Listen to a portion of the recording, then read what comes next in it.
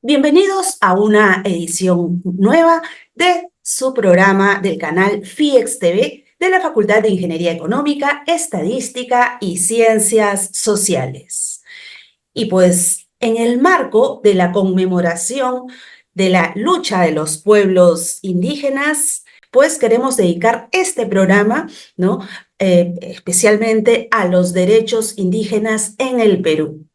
Y para ello tenemos a una invitada muy especial. Es congresista de la República del Perú y actualmente es la secretaria ejecutiva de la Coordinadora Nacional de los Derechos Humanos. Nos referimos a Tania Pariona. Bienvenida, Tania. Rimayka mullayki ñañallay Gisela chaynallataq lliw llaqtamasinchikunaqa. Gracias Gisela por esta invitación y a todos los que nos escuchan, a todos nuestros hermanos y hermanas en el país. Bien, Tania, teníamos aquí una propuesta de preguntas, ¿no? Para saber un tanto de cómo continúa la agenda indígena, ¿no? Que aún sigue vigente, por ejemplo, la lucha por la defensa de sus territorios, ¿no? Eso planteé como primera pregunta, ¿no? En ese sentido, ¿de qué manera, si es que aún se siguen vulnerando, o tal vez no, actualízanos esa información, ¿no? Los territorios de los pueblos originarios? Sí, el territorio para los pueblos indígenas es vertebral para nuestra existencia, nuestra supervivencia y nuestra continuidad histórica, culturalmente y también ancestralmente. Sin territorio, decimos los pueblos indígenas, no existimos. Nuestro territorio es la raíz, es la columna que nos sostiene. En tanto, para muchos de nuestros pueblos, pues es lo que nos da vida, es lo que nos provee, es lo que concentra todo lo que diríamos son parte importante de nuestra característica como pueblos colectivos, con una conexión también armónica con la naturaleza. De las por lo menos 10.000 o más de 10.000 comunidades que existen en nuestro país, pues no más del 50% están tituladas. Y se dice que como en 20 años se titula ni el 1% de las comunidades. Y esto tiene implicancias porque cuando las comunidades carecen del título de su comunidad, están expuestos a despojos, a invasiones, están expuestos también a estos procesos viciados de consulta previa, en donde no se le reconoce a la comunidad con derechos a poder tener la información, a participar, o incluso a esta idea de que si no tienes título, entonces tengo derecho a tomar posesión sobre ello. Entonces, ese es un primer aspecto vulnerado en nuestro país que tiene que ver con la falta de la seguridad jurídica de los territorios. Pero también en estos últimos, tal vez 20 años, ha habido retrocesos que han debilitado el derecho al territorio, ¿no? El derecho que está garantizado en el convenio 169 de la OIT, y a pesar de este reconocimiento internacional y nacional, el Congreso ha impulsado un conjunto de leyes totalmente contrarias a estos marcos normativos. Por ejemplo, la reciente modificatoria a la Ley 24657, que introduce un cambio sustancial en el régimen de la propiedad comunal, al declarar de necesidad nacional e interés social el deslinde y la titulación del territorio de las comunidades campesinas e incorpora, ¿no?, en este proceso a las posesiones informales que se constituyeron entre los años 2004 y 2015 con fines de vivienda sobre propiedad comunal. Y esto ha alertado a las comunidades campesinas en nuestro país porque se superpone, ¿no?, el derecho de propiedad individual sobre lo colectivo y en ello pues tienes desde invasiones al territorio, ¿no?, desde quienes tienen u obtienen estos títulos viciados sin respetar el carácter colectivo de la comunidad. Otro de los, digamos, de las vulneraciones que en este tiempo ha cobrado una preocupación mayor de los pueblos originarios es la aprobación de la ley conocida como la ley antiforestal. Esta ha profundizado también una crisis, ¿no?, en los territorios al facilitar el acceso a las tierras forestales, lo cual implica también un aumento a la deforestación en la Amazonía principalmente. Y esta norma lo que en el fondo pretende es expandir, ¿no?, iniciativas de agricultura o de proyectos agrícolas sin controles adecuados y no necesariamente, digamos, la agricultura pensada en la nutrición, la alimentación básica para la población. Entonces, esta falta de protección de los territorios comunales también viene generando, ¿no?, el aumento del narcotráfico, la minería ilegal, el tráfico de tierras y de otros recursos naturales. Entonces, estamos hablando de vulneraciones que tienen que ver con derechos territoriales, derechos colectivos, pero que van, por supuesto, íntimamente ligados con la existencia de los pueblos, de su supervivencia y de las condiciones de vida de cientos de comunidades que no solo no han tenido la atención del Estado, sino que hoy las expone y habilita condiciones más bien para el crimen organizado en estos territorios. Eso es tremendo. Hemos hablado de uno de ellos, de los territorios, ¿no? Y en algo influye, aquí lleva otra pregunta, en algo influye el marco constitucional, la Constitución del 93, ¿ayudaría el cambio de constitución que unos sectores exigen o simplemente bastaría con reformas constitucionales? ¿En qué beneficio perjudica la actual constitución del Perú en el tema de los territorios indígenas, ¿no?, que son sagrados para nuestros pueblos originarios? Sí, hay algunos derechos que la Constitución reconoce hacia los pueblos indígenas y sin embargo su abordaje no es tan amplio, ¿no? Si nosotros vemos literalmente la estructura de contenido de la Constitución, Eso. en escasos párrafos somos mencionados, ¿no?, como pueblos indígenas, pueblos originarios. Es decir, es una Constitución que se hace el año 93 y no se miró a los pueblos indígenas, no se tuvo esta visión respecto a la diversidad cultural como también actor político con derechos económicos, sociales, culturales y ambientales, ¿no? Que haya esta demanda de un cambio, de una nueva constitución que refleje esta diversidad cultural, por supuesto, creo que ninguno estaría opuesto a ello. Yo sí creo que trabajar en reformas es una de las vías que compete a los parlamentarios que entran en esta función y que hace falta muchísimo, pero no reformas que impliquen contrarreformas o retrocesos a los derechos ya reconocidos, sino reformas que permitan incluso armonizar con el estándar internacional de derechos indígenas, que los tenemos ampliamente desarrollados en el convenio 169 de la OIT, en la propia Declaración de Naciones Unidas sobre Pueblos Indígenas. Entonces, yo creo que sí hay una necesidad de que estos marcos internacionales aterricen en el ordenamiento jurídico nacional y no existe tal hecho. Tenemos el 25% de la población nacional. No somos minoría, al contrario, creo que el país tiene un rasgo indígena desde su nacimiento, desde su origen, y entonces se han ido tejiendo estas narrativas que también contrarian la afirmación de la identidad indígena, que es bastante compleja en nuestro país, porque no hemos asistido por décadas o centenares de años, pues a una educación que nos permita valorar, cuidar nuestra cultura, nuestra identidad, afirmarla como tal.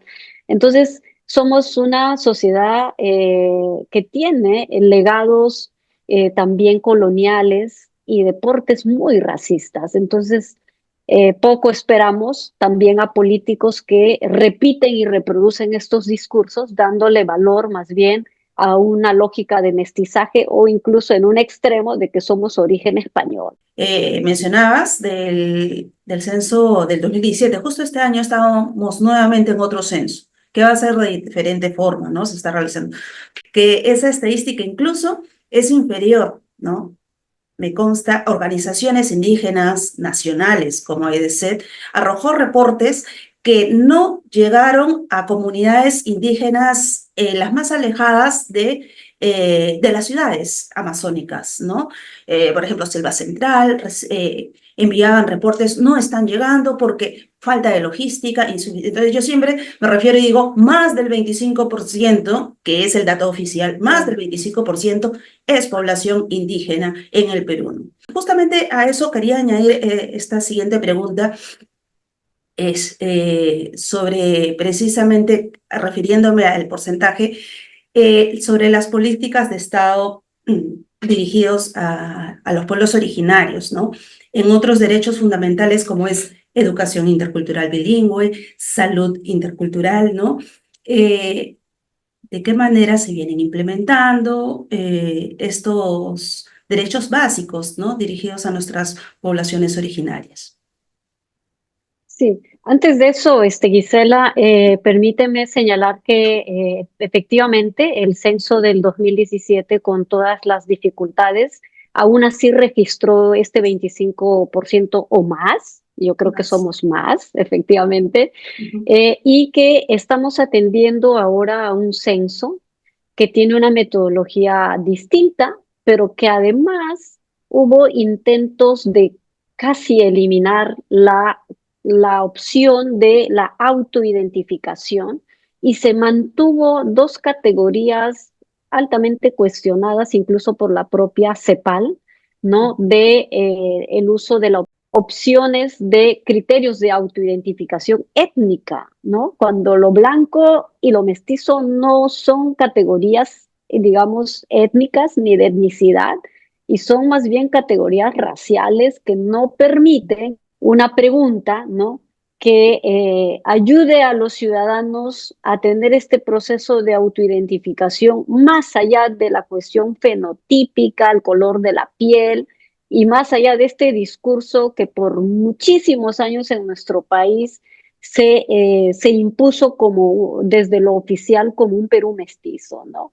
Y cuando en realidad hay esta tarea más profunda de preguntarnos de dónde somos, quiénes somos. Esperemos que aún con todos eh, estos aspectos deficientes del censo, podamos llegar a la mayor cantidad posible de peruanos y peruanas geográficamente, pero también que los ciudadanos sientan seguridad, sientan orgullo para manifestar, expresar su identidad como indígena originario, ya sea como entre los diversos nombres de pueblos, incluso porque hay una opción donde usted puede poner el nombre de su pueblo, Sí.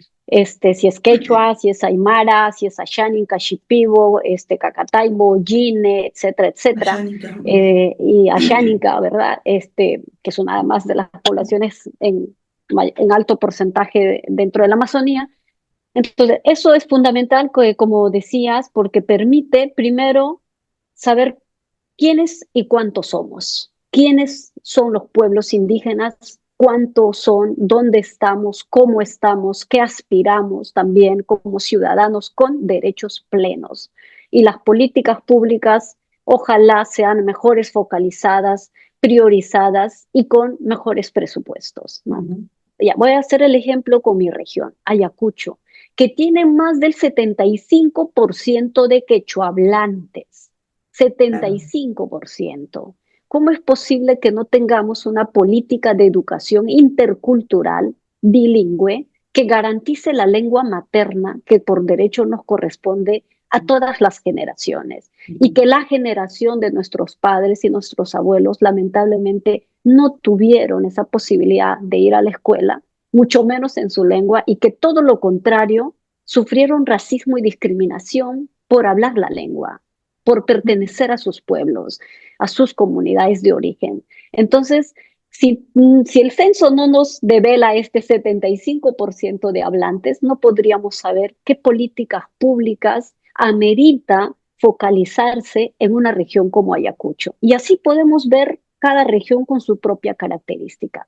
Entonces, a la pregunta siguiente que tú hacías respecto a la Educación política intercultural de bilingüe, educación salud intercultural, yo intercultural. creo que una partida tiene que ver con eso, de que seamos reconocidos como pueblos indígenas, saber este mapeo, digamos, poblacional, geográfica, pero también creo que hay una necesidad de cambio de pensamiento, de enfoque y visión sobre la educación como tal, porque muchos creemos que la educación es la transmisión de conocimientos, ¿no? Todo lo cognitivo y todas las materias que te exigen para hacerte profesional, para acceder a una carrera determinada, que no es malo, es correcto, pero no debe ser la única, no solo basada en conocimientos convencionales o desde los cánones de la ciencia, entre comillas, sino abordar también los conocimientos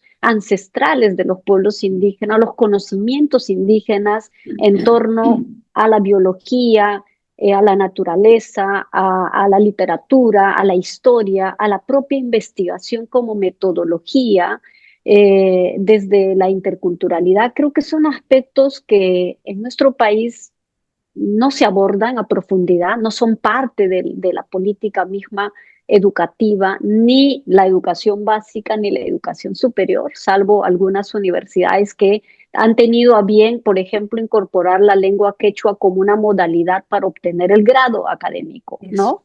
Que los estudiantes que venimos de pueblos originarios tengamos la posibilidad de acceder a la profesionalización desde la acreditación de nuestros idiomas como válidos para estos.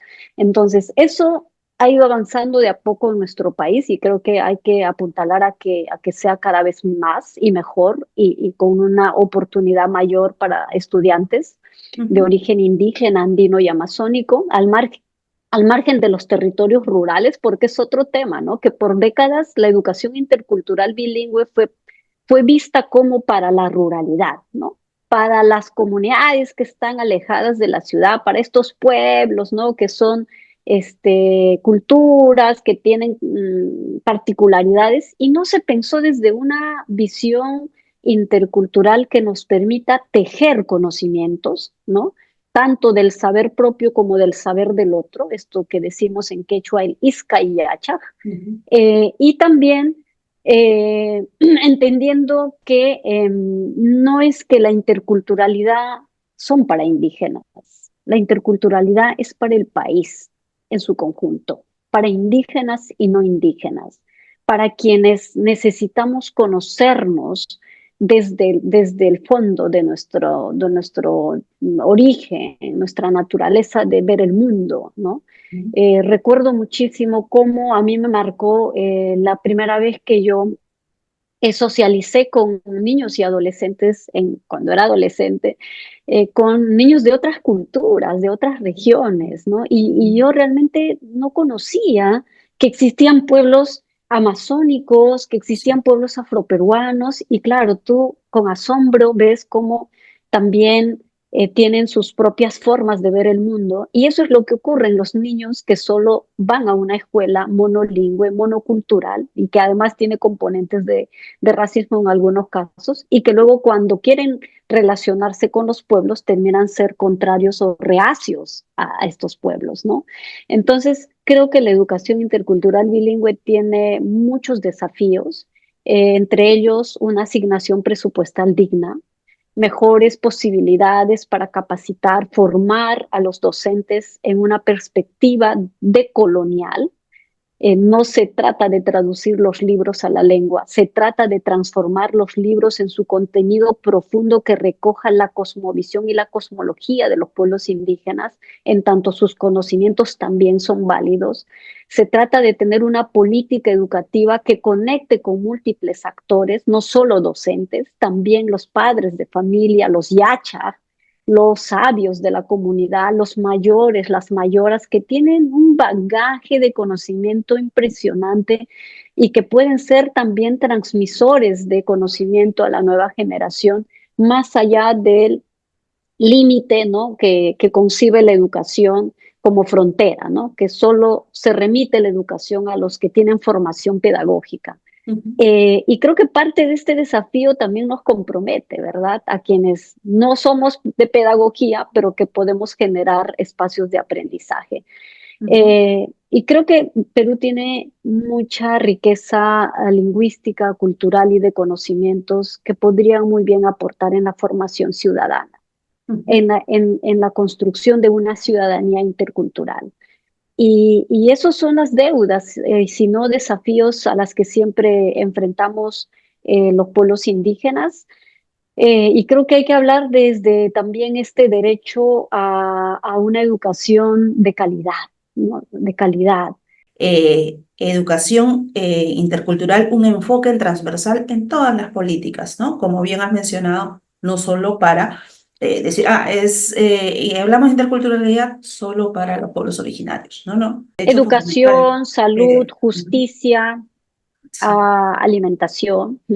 Y creo que eso, en alimentación tenemos ejemplos incluso bastante positivos en cómo la gastronomía peruana recoge mucho lo indígena, ¿no? claro. Desde los productos andinos hasta los potajes y Ujú. estas mixturas que se hacen y que el Perú es famoso, pero a veces no reconocemos que eso parten también desde la naturaleza, que provee estos alimentos y que vienen de territorios.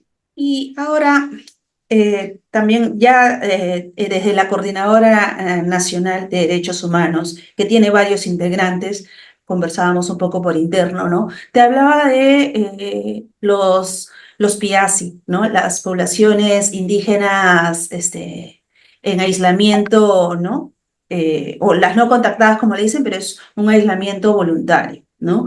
Mm, cómo está la situación de sus derechos humanos, ¿no? Por las cuales también las organizaciones indígenas nacionales tanta incidencia hacen con los diferentes ministerios, ¿no? ¿Cómo está la situación de ellos? Algunos miembros, organizaciones miembros de la Coordinadora Nacional, sé que, ¿no? Asumen el trabajo de defensa, ¿no? Explícanos, ¿no? Un tanto cómo va la situación de ellos.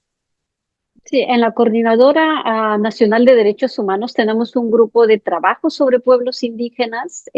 Hacen parte organismos miembros de la coordinadora, entre ellos DAR, Cooperación, también IDL, que tiene una línea de trabajo con pueblos indígenas, entre otros organismos, pero este grupo de trabajo también articula acciones concretas con las organizaciones indígenas propiamente, ¿no? Como ONAMIAP, AIDESEP, CCP, CNA, todo esta plataforma indígena que ha venido trabajando ya hace un buen tiempo, planteando una agenda nacional indígena. En relación a los pueblos en aislamiento voluntario de contacto inicial, eh, primero, creo que hay necesidad de reconocerlos como tal. En nuestro país incluso ha habido intención de decir que esos pueblos no existen, que son un invento de algunas organizaciones que quieren tener mayores derechos sobre territorios indígenas. Y eso es falso.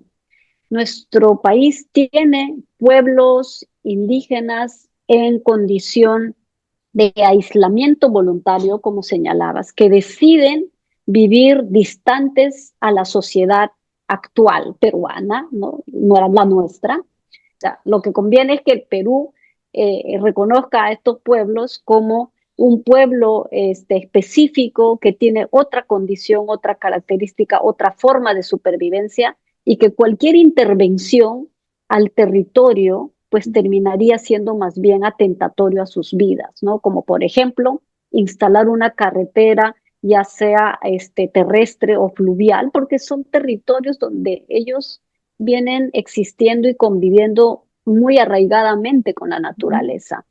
Hay algunos casos en donde incluso comunidades indígenas que intentaron de algún modo pasar esta pequeña frontera, digamos, imaginaria, y lo que han tenido como respuesta es la defensa de los propios indígenas en aislamiento y fueron atacados con flechas, ¿no?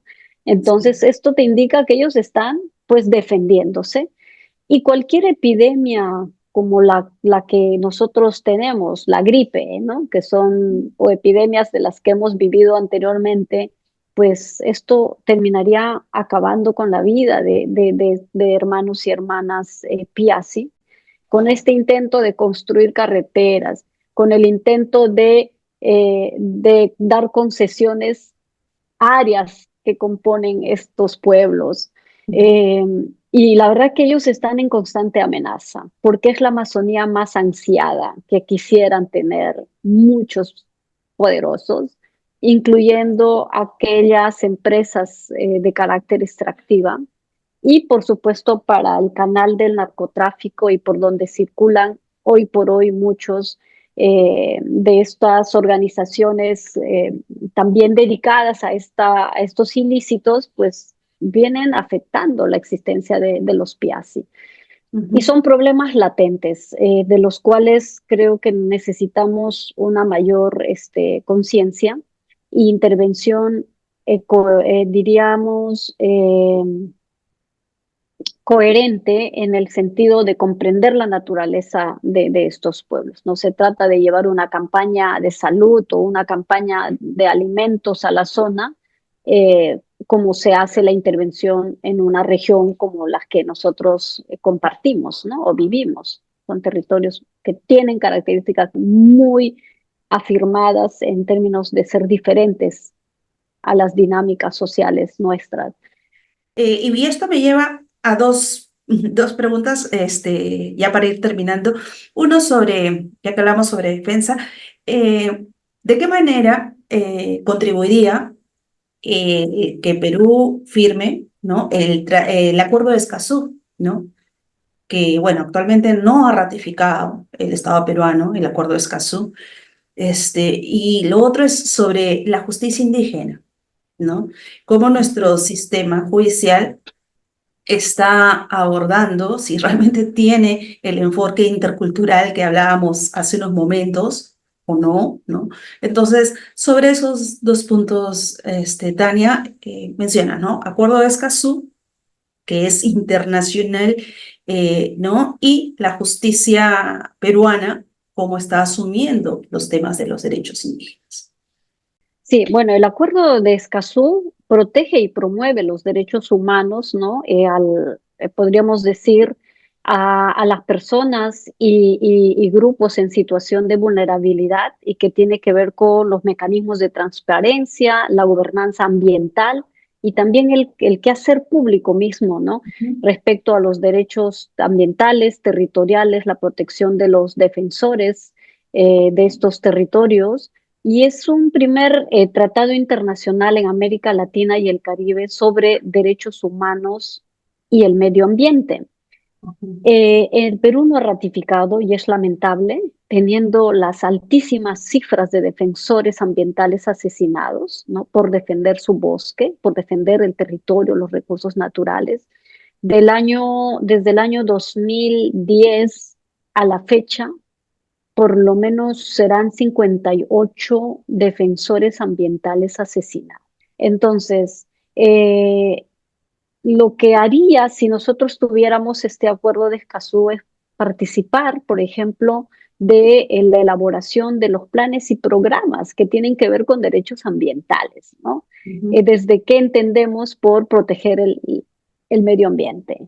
por abordar el tema de la contaminación. Es vigilancia, es monitoreo ciudadano sobre derechos ambientales. ¿Cómo reconocemos la afectación de los derechos humanos en el sentido ambiental? ¿No? ¿Qué nos afecta, por ejemplo, cuando hablamos de las contaminaciones a los ríos, cuando hay contaminación presente en territorios en donde se convive con industrias extractivas, la calidad de aire, la calidad de agua que se bebe? Eso es el Acuerdo de Escazú, que permite construir participativamente programas, políticas, planes para abordar derechos humanos con el medio ambiente.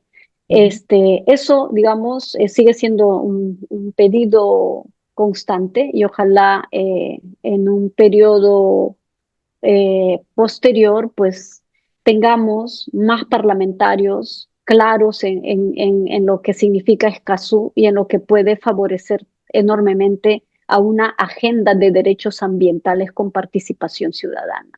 Bien, Tania, ya vamos concluyendo este programa de ahora y quisiéramos escuchar un mensaje que podrías darle tú, como mujer indígena que eres, precisamente, ¿no? A la comunidad universitaria, ¿no? Y al público en general sobre la importancia, el valor de nuestros pueblos originarios en el Perú, ¿no?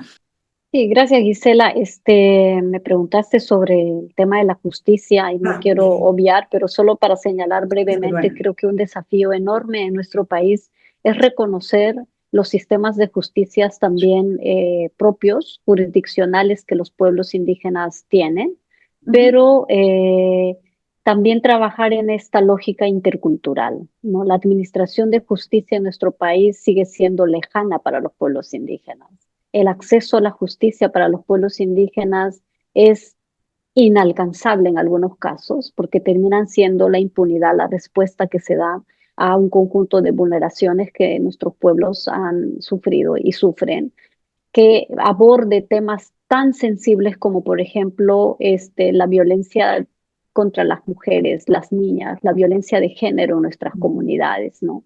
Siempre estoy al pendiente y pensando en las niñas ahuajún que son y fueron víctimas de violencia sexual en el ámbito escolar, un tema del cual se ha expresado indignación por unos días y luego nos olvidamos que existen, que son niñas que van a la escuela, que requieren atención, acompañamiento, que requiere medidas más efectivas respecto a las sanciones a los docentes, al retiro, al apoyo comunal y no más bien a la oposición o porque revelaron de esta situación que ocurre al interior de la comunidad.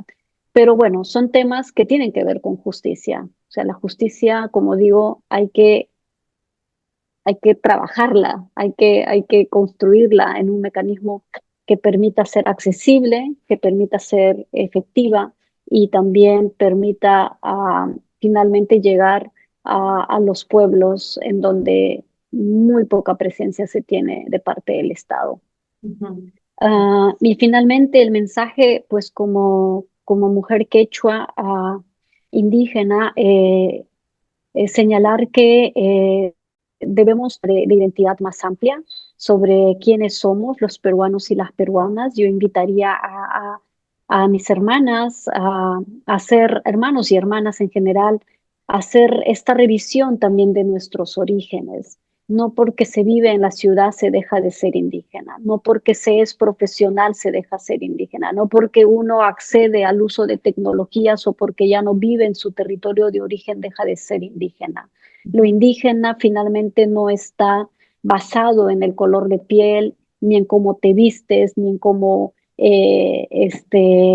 te, digamos, te presentas físicamente. No, no es eso en esencia. Tiene que ver con el pensamiento, tiene que ver con la visión de pueblo, de la pertenencia colectiva, tiene que ver con el corazón, con lo que uno siente por su comunidad y esta ligación colectiva. O sea, es una interpelación también a esta pregunta de quiénes somos, ¿no? ¿De dónde venimos y cómo queremos construir el país que soñamos, ¿no? Que queremos alcanzar? Creo que eso define la identidad finalmente y uno va construyendo también en la relación social con otras culturas, en la relación cultural con otros pueblos y otras naciones, incluso indígenas y no indígenas, ¿no? Entonces, creo que en el país estamos en esta gran posibilidad de no solo reconocernos, sino trascender algunas comprensiones que no nos han ayudado a vernos en igualdad. Entonces, creo que eso nos va a ayudar a encontrarnos con nuestras raíces y a construir ese país que tanto soñamos. Y pues seguimos en ese caminar también desde este espacio de la Coordinadora Nacional de Derechos Humanos y porque hay que seguir manteniendo vigente los derechos humanos. Hoy, en estos tiempos en donde se cuestiona los derechos humanos como si no existieran, como si no tuvieran valor o como si solo a algunos les perteneciera, ¿no? Cuando es para todos y donde nadie queda atrás. Gracias, Tania, por tu tiempo. Sabemos que tienes una agenda bastante cargada con la responsabilidad que tienes como secretaria ejecutiva de la Coordinadora Nacional. Así es que agradecemos mucho tu disponibilidad para este espacio y pues ya sabes que tienes las puertas abiertas del canal FIEX TV de la Facultad de Ingeniería Económica, Estadística y Ciencias Sociales. Con nosotros será hasta una nueva oportunidad. Gracias. Muchas gracias, Gisela. Tupananchikaman.